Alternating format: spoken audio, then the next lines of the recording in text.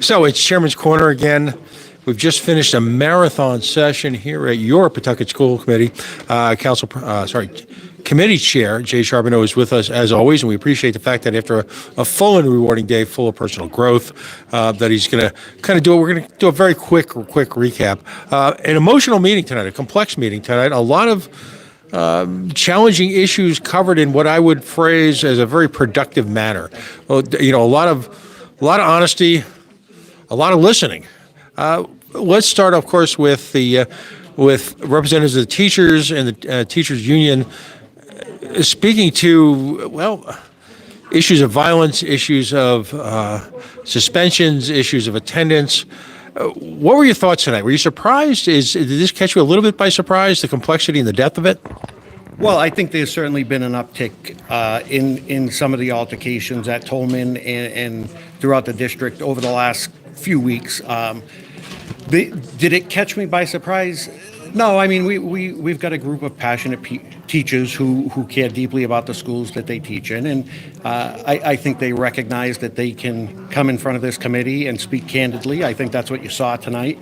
I think this committee, like I said at my closing remarks, I think we also heard of this last year, and we acted. We moved to form a Safe and Orderly Schools Committee, and that was made up of administrators, teachers, to my knowledge, no committee members.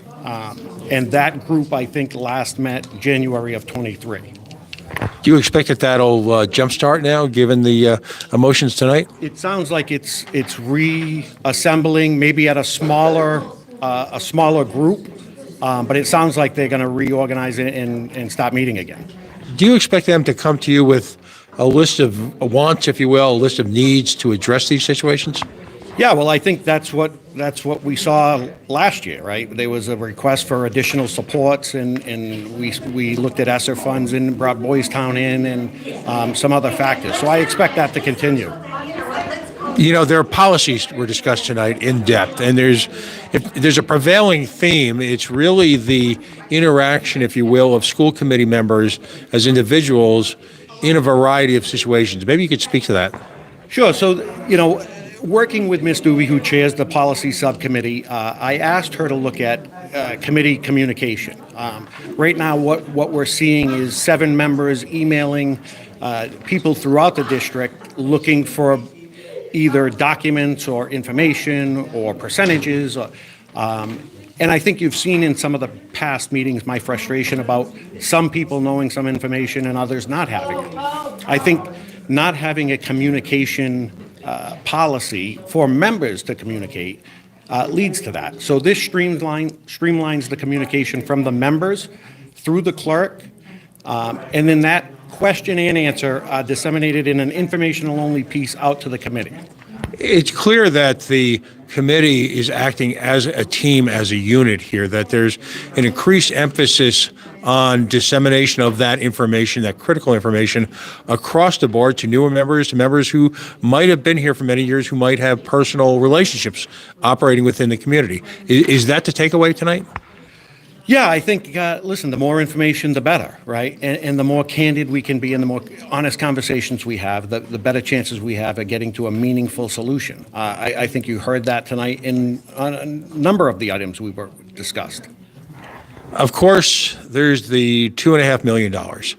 And were you surprised that there were no members from the financial team here tonight? That was raised. For folks who may not have seen the meeting or aren't aware of our reporting, there appears to be a discrepancy between the all-important, if you will, capital and medical reserve funding that's act as really a buttress to the school committee and the school community here in terms of being able to finance capital projects. And there's this disparity is significant. It's about $2.5 million. And there seems to be, from my perspective, we filed an APRA on it. We just got a request for an extension. There seems to be confusion about whether the money's really missing, and it's just a question of not being accounted for properly. So from that perspective, should finance people have been here tonight? Yeah, I think as I said, I've asked for the balances in those two funds, the capital reserve and the medical, back in the first week when I became chair. I have yet to get that information.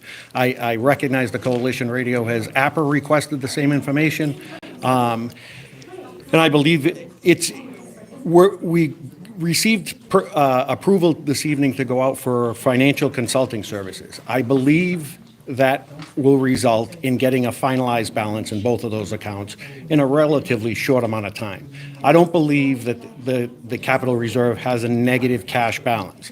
I believe the money hasn't been allocated out of some of the state and local aid funds correctly enough. That's my assumption, but I've been doing this for a while, and I'm able to follow this stuff. And I think I talked about it at the last time we talked. This committee digs in. People pay attention and focus on what's at hand. I don't believe that the capital reserve is in a deficit. I think there's probably about $4.5–5 million in that account. And finally, I mean, this amount, this budget, if you will, this reserve account is foundational to the preparation of a new budget, which needs to begin shortly, doesn't it? I mean, for folks who aren't aware, schools and municipalities and government largely operates on a mid-year fiscal year as opposed to a calendar year that really tracks, if you will, the academic year. So the committee really needs to get a handle on this quickly, don't they?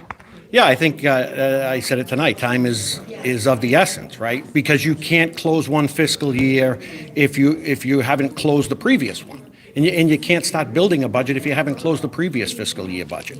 So time is of the essence. And just finally, I guess I really did have one more question. As important in closing the year is, of course, the audit that takes place. We spoke with folks today at the if you will, the guys who are in charge of the audit, the Auditor General, and Pawtucket is amongst a number of cities. I was quoted 16 that are looking towards March end, if you will, deadlines, extensions from the end of the calendar year to get their audit done. That's foundational as well, isn't it? It is, and I was surprised by that, quite honestly. I know we had, together with the city, we had sent a request for an extension till February 12th. 2 days ago, I was in receipt of an email that the city has requested another extension on that, filing that audit until March 31st. So, it's foundational to the work and to the progress, and that's why time is of the essence with bringing in some financial experts on the school side. Well, as always, thank you very much. It's been a long night. A lot covered. We've got the entire meeting up on the Facebook and social media. So follow us, if you will, on YouTube and Facebook. And thanks again for watching. And for folks who are catching up with this week, keep the questions and comments coming. A lot of what you feed us becomes, questions in line of research for what's happening in your city of Pawtucket. Everyone have a wonderful night. Thank you.